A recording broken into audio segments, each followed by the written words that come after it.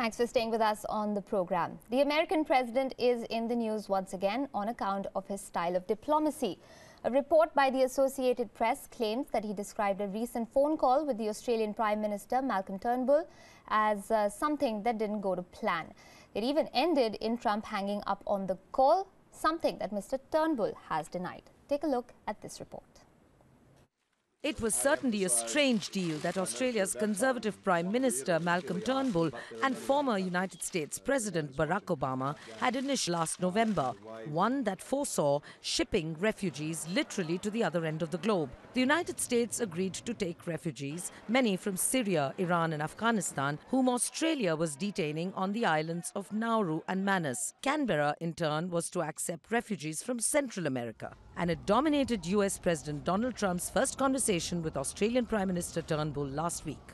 I've seen that report and I'm not going to comment on the conversation other than to say the President assured me that he would continue with, honour the agreement we entered into with the Obama administration with respect to refugee resettlement. But the irrepressible US president is said to have told Prime Minister Turnbull that Australia would only be sending more Boston bombers, as he put it, to the United States, and later trumpeted, or rather tweeted, his thoughts on the call. The chat was slated for an hour, but it lasted 25 minutes. Will Washington now backtrack on the perplexing agreement to swap refugees? Whatever he does, Mr. Trump let Mr. Turnbull know that of all the world leaders he has spoken to so far, this had been the worst call ever, and hung up. Padma Rao, WION. Former Indian diplomat Chef Shankar Mukherjee continues to be with us in the studio. I'll go to him in just a bit, but first let's turn our attention over to a conversation that my colleague and WION senior international correspondent Padma Rao had with Tom Switzer, the former editor of The Spectator Australia, on what the reaction in Australia was to this now infamous phone call. I think feelings are mixed because on the one hand, Donald Trump has shown once again that he's an erratic character and that he's provocative and that in many respects he's very difficult to negotiate deals. But on the other hand, I think there's also a view that the Prime Minister, Malcolm Turnbull, was remarkably foolish in rushing to judgment after his phone call conversation and proclaiming to the country that the refugee deal was a done deal.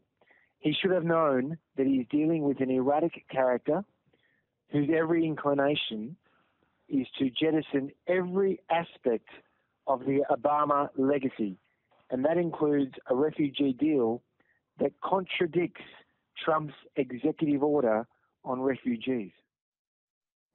We also asked Mr. Switzer to react to the deal signed on November 16th, whether he thought the idea of exchanging America's Central American refugees for Australia's was curious to start with. Oh, that would have just integrated into the Australian community over time. That was never a controversial with the Australian people. What was controversial was that Malcolm Turnbull did a deal with a lame duck government and that he just assumed that Donald Trump would not get elected. Very dangerous. He should have always had a plan B. The other point to bear in mind is by sending these folks to America, it sends a signal to the people smuggling racket that if you just come to Nauru and Manus Island, you'll just go to America. Okay, let's pick some of those answers apart and take bit by bit to Mr. Mukherjee. I want to go to the first one where he said that there are mixed feelings in Australia, but also that people consider Mr. Turnbull to be remarkably foolish for saying that the deal is a done deal. What do you make of that? Well, I can understand the sentiment that Mr. Switzer expressed because from an Australian's point of view, they will naturally see the domestic implications of the conversation, this, as you described, this infamous conversation between President Trump and Malcolm Turnbull. You know, there are aspects that are more important to an Australian audience, right? Because it affects them directly. To my mind, since we started this program on Mr. Trump's attitude to his job as President of the United States, what I'd like to say is that as far as this conversation is concerned, regardless of how it's playing out with the Australian Prime Minister's domestic supporters or critics, but just concentrating on this conversation. It was, again, an extremely erratic, virtually bizarre, shooting from the hip kind of conversation, which goes way beyond every kind of diplomatic norm that I've known in a 40-year-old career around the world. And in fact, the response on camera by the Australian Prime Minister was a lot more dignified and sort of meant to kind of calm opinions down in the country. I mean, I can imagine that regardless of whether a particular Australian is a supporter or a critic of Prime Minister Turnbull, when you get your head of government berated by someone, the leader of another government, you're not going to feel very good about it. Right. If my Prime Minister was talked to rudely and virtually brutally by President Trump or any other head of government, I wouldn't feel good about it at all. Oh, we've seen it happen in India as well, of course. The media would go ballistic. Right. So there again, I think this policy by shooting from the hip, followed up by Twitter, is something the world will have to learn to deal with, because he is the President of the United States. And a country that looms large on every geopolitical, economic, social horizon. Right. So this conversation underlines, for me, in terms of the global, in terms of the situation globally, this underlines that fact. If you focus on exactly what the issue was, certainly the word refugees makes Donald Trump go ballistic, because he's just issued an extremely controversial order, which he thinks is absolutely correct, banning Muslims, although he says it's not a Muslim ban, but banning refugees from Syria indefinitely. So naturally, and from what I can see from media reports at least, this is not the result, the telephone call is not the result of a reasoned discussion by Trump with his advisors and his colleagues. It's shooting from the hip. Do you think then, like you're saying, this is shooting from the hip, this is diplomacy unlike what the world has ever seen before? Does this At least not from American presidents. Right, but does this change I can think of Idi Amin, but but not somebody from a country that wears its democracy like a badge. But does this change the rules of engagement then when it comes to diplomacy? Are we going to have to see people coming forward and it's either shape up or sink? I think we will see from countries that are that have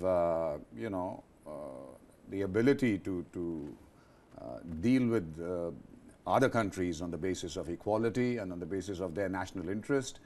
We'll have to be, they'll have to be, including India, they'll have to be careful, nimble, and not overreact to certain things, because even though President Trump has made it very clear that he meant what he said when he was a candidate, it is not possible for the President of the United States to just lash out and do what he wants. Right. There are international laws, international norms, and a world order that needs to be followed even by a president that seems to reach for the phone or reach for Twitter or shoot from the hip as fancy takes him. Right. So I don't think I think there will be caution and circumspection on the basis of countries that will deal with President Trump. There's absolutely no doubt about that. There will be moments when certain statements and deeds of Donald Trump will have to be criticized, not just by countries like us who are very determinedly non-aligned and independent in our foreign policy, but even his allies, like Theresa May, who was the first head of government to go and meet Donald Trump, had to do, to distance Britain from that executive order about banning Muslims. But sir, I want to take you back, circle back to the conversation on India. Right. Now, you did mention H-1B visas. That's right. Now, when it comes to, and connected a little bit to what's going on between the US and Australia. Australia is one of the United States' strongest allies, but that hasn't stopped Mr. Trump from doing what he has recently. Yes. What's stopping him then from, picking up the phone and calling up Prime Minister Modi and saying, this H-1B visa doesn't work, so we're going to scrap it. Do you foresee well, they've something already like that? tabled a bill. They've already started. They've initiated action on making the H-1B visas much more difficult. In terms of raising the cap, raising the amount that they have to be paid, salary, and so on and so forth. And that had started even before President Trump took over. So it doesn't come to us as a surprise. Frankly, at a time after the financial tsunami hit the world in 2008, Western recovery has been very slow. Part of the reason President Donald Trump is now President Donald Trump is because of the fact that a large chunk of the electorate has not seen a rise in their income for almost a decade. Right. And there was a feeling which he was expert enough and clever enough to whip up, which was exactly the same way that emotions were whipped up in the Brexit vote, where populism took over and the economic downturn, the economic difficulties that were being faced by the middle class and lower middle class and blue-collar workers and so on were blamed on a combination of immigrants with a subtext of terrorism, that there go your jobs. This is where your jobs are going. Immigrants are taking over. Even Britain is taking measures to stiffen students' visas, H-1B visas, and it's happening and so on. across Europe. So it is. This is not something that President Trump has dreamed up. This was to be expected. This had started happening, and we will deal with it as we go along. Okay, so a response almost to pre-existing conditions. This was coming. It will probably get a lot of encouragement, that policy, because of a man like President Trump as president. Yeah. But it was coming. Okay, I'm going to segue, from your comment on Britain, because we do have a report about how more than 1.8 million Britons have put their names to a petition seeking the cancellation of Donald Trump's visit to the United Kingdom. For now, the Prime Minister Theresa May is standing firm, saying that the visit is in the UK's national interest. Mandy Clark, WION's London bureau chief, reports from England. Thank you, Mr. Speaker. Nearly 2 million Britons from the Stop Trump coalition have signed a petition demanding that US President Donald Trump's state visit to the UK should be cancelled. This comes in the wake of Trump blocking the entry of all refugees and nationals from 7 Muslim-majority countries, including Syria and Iraq. However, a YouGov poll found that 49% of British people want the visit to go ahead. The Parliament is expected to debate the issue on February 20th. The Prime Minister said the United States is responsible for United States policy on refugees. But surely it is the responsibility of all of us to defend the 1951 Refugee Convention, which commits this country, the United States, and 142 other states to accept refugees without regard to their race, religion, or country of origin. President Trump has breached that convention. Why didn't she speak out? Prime Minister Theresa May is sticking to her guns, saying the visit will go ahead as planned, even while acknowledging Trump's ban on Muslims was wrong. This government is clear that that policy is wrong. We wouldn't do it. In 6 years as Home Secretary, I never introduced such a policy. We believe it is divisive and wrong. If he's asking me whether I had advance notice of the ban on refugees, the answer is no. If he's asking me if I had advance notice that the executive order could affect British citizens, the answer is no. If he's asking if I had advance notice of the travel restrictions, the answer is we all did, because President Trump said he was going to do this in his election campaign. The issue for many is the honor of the state visit. There's usually only 2 per year, and they are grand occasions when the red carpet is rolled out for a foreign leader who get to meet and dine with royalty. In the past, only 2 American presidents have been granted full state visits with the Queen. That's George W. Bush in 2003 and President Barack Obama in 2011. The Stop Trump coalition is not letting up on its campaign and has got support from 110 MPs who've also signed a petition saying Trump should not address Parliament if his visit goes ahead. Mandy Clark, London, WION. In fact, Mandy Clark is joining us on the broadcast right now, live from London. Mandy, thanks for that report and joining in on the conversation. What are you picking up on that petition? How are Britons looking at Ms. May's stance? Well, certainly there is a large portion of the British population who are strongly opposed to Donald Trump's views and are making it quite clear. However, as I mentioned, there's another portion that do support the state visit, and they're questioning why people are saying, you know, blocking Donald Trump from visiting, while the UK government certainly has allowed previous dictators, people who are seen as quite controversial in the past, but certainly a lot of the British public are very much opposed to Donald Trump at the minute. They do not like his policies. Mandy, but also keeping in mind what's going on in terms of Brexit, the Supreme Court saying that that Ms. May is not going to be able to pass this without going through Parliament. That on one hand, this rigmarole with Trump on the other. So really, this is a time that's turning out to be quite tough for Theresa May very early on in her position as Prime Minister. Yes, and remember, she was never really elected as Prime Minister. It was, of course, when the elections happened, it was David Cameron who was elected, and then she came to the post. So it wasn't necessarily the British public that voted her in, and now she's having an incredibly testing time on her plate. She has to make Brexit work. That will decide her premiership. And now with a very challenging ally in Donald Trump, who's dividing the public here, she has a tough road ahead. Right. I'm going to take parts of that to you, Mr. Mukherjee.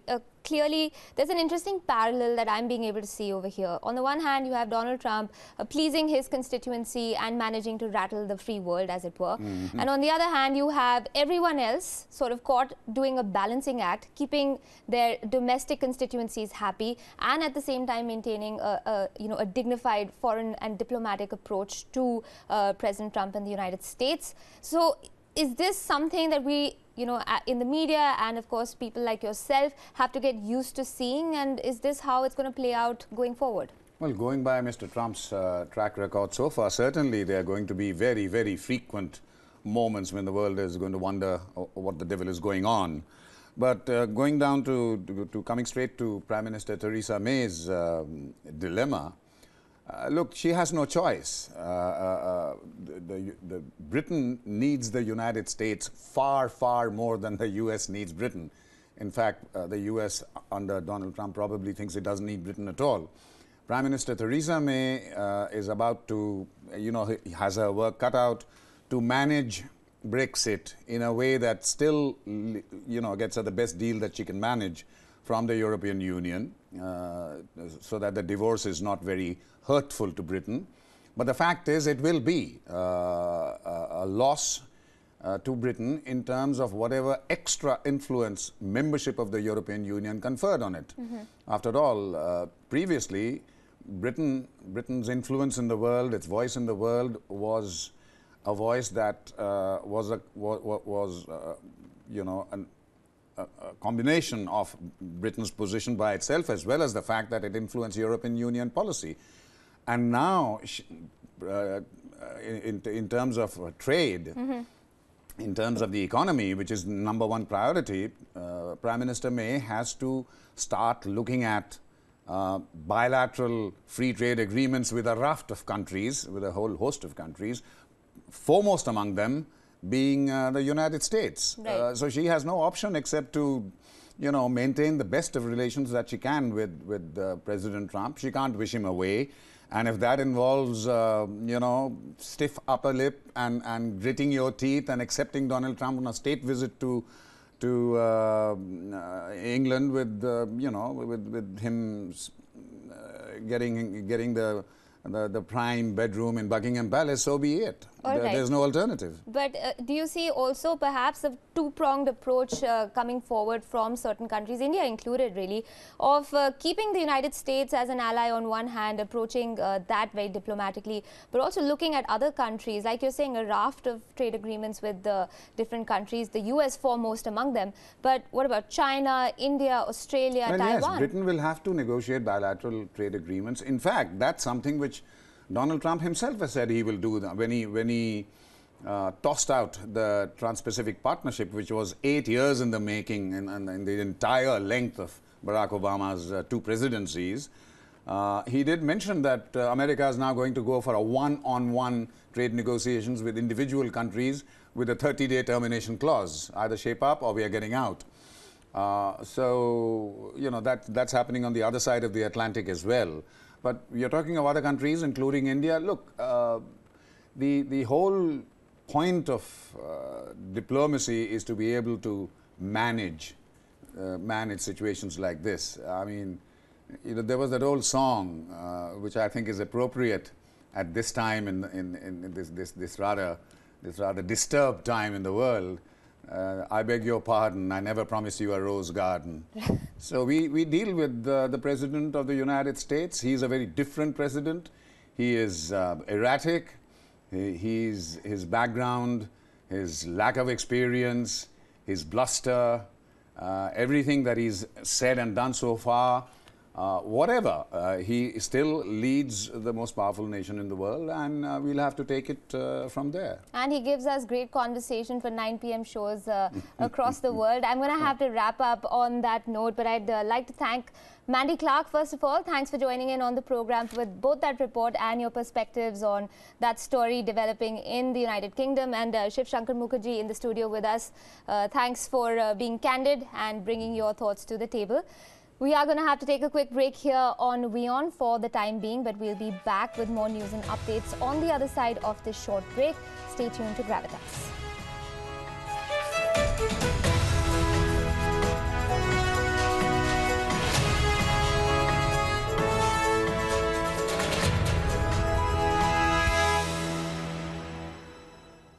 Welcome back. Thanks for staying with us on Gravitas. Let's get you some updates from India now. An oil spill off the coast of the state of Tamil Nadu is threatening to become India's biggest environmental disaster. As cleanup efforts enter day 5, environmentalists and government agencies are both running out of options. Take a look at this report. It's day 5 of the massive oil spill off the coast of Tamil Nadu, and the environmental crisis is no closer to ending. On Saturday, 2 ships collided near Ennore docks, spilling an estimated 50 tons of oil-based lubricant into the Bay of Bengal. According to experts, nearly 20 tons of sludge required to be cleaned up. 3 of the biggest challenges in the spill are the nature of the lubricant, which is difficult to clean up, weather and the strong sea currents, and lastly, the massive environmental impact on the rich marine life in the area. Their fears are justified. Many are worried that this could be perhaps India's biggest environmental disaster as the spill spreads over hundreds of kilometers, aided by the wind-strong currents. All efforts has gone in with coordination, and maybe by today evening or tomorrow, we will be able to get the maximum out of this place. Our other team is there on the other 10, 11 places where the beaches are affected. They are removing the sand filled with oil, but here the thick slug oil is there, which we are removing manually. Our pumps have been used, pumps are getting choked. Meanwhile, questions of negligence are yet unanswered, with Tamil Nadu politicians demanding a thorough probe into the accident. Initially, the port authorities were in a denial. Then after 3 days, they have said that there is an oil spill and they're trying to contain it. But the government agencies have not come together actually to clear up the mess. And the spill has reached the Chennai beaches even 35 kilometers away. The region is rich in marine life, and while the long-term costs are hard to determine, the short-term implications are worrying for people living along the coast. The spill has already impacted the coastal economy, and if the cleanup doesn't happen soon, it could have ruinous results. Bureau Report, WION. In what could be a possible military showdown with America, China has reportedly tested a new version of a missile that can carry up to 10 nuclear warheads. Now, according to reports, the flight test of the DF-5C missile was carried out last month using 10 multiple independently targetable re-entry vehicles. The test of the inert warheads was monitored closely by U.S. intelligence agencies. The Dongfeng 5C missile, carrying 10 dummy warheads, was launched from Taiyuan Space Launch Center in the Shaanxi province, and it flew to a desert in western China. The missile is a new variant of the DF-5 and which is an intercontinental ballistic missile that first went into service in the early 1980s. In other news from South Asia, one person was killed and more than a dozen injured in a protest against a $2.4 billion Chinese-backed power plant in the Bangladeshi capital of Dhaka. Protesters were chanting slogans against the coal-fired power plant built in association with China's SEPCO 3 Electric Power Construction Corporation. According to the police, the security forces were guarding the sites to prevent protesters marching to the construction sites. Police say that they are patrolling the area to avoid any further clashes. A similar protest was held last year in Dhaka, which led to the death of 4 demonstrators.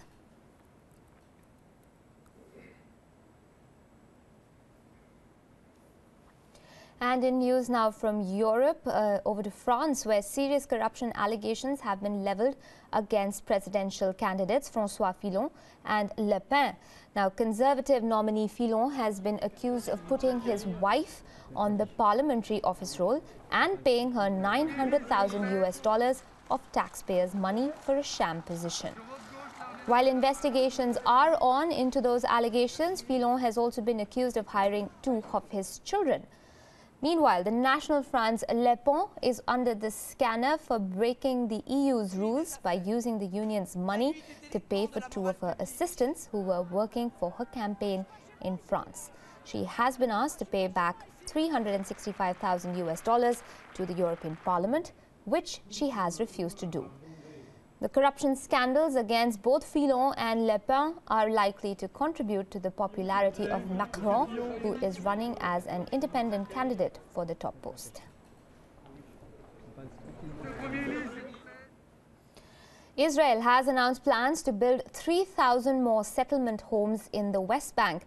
This is the 3rd such announcement in just 11 days since the US President Donald Trump took office. The Israeli defense minister said that the decision was meant to fulfill demand for housing and return to normal life. The announcement came ahead of the eviction of 330 settlers from Amona outpost in the West Bank. It also comes in the run-up to a bilateral meet between the Israeli Prime Minister Benjamin Netanyahu and Donald Trump in Washington, D.C. on the 15th of February.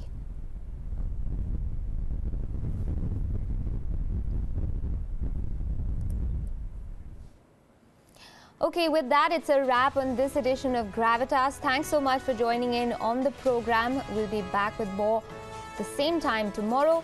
We'll see you then. This is Aisha Sindhu saying good night.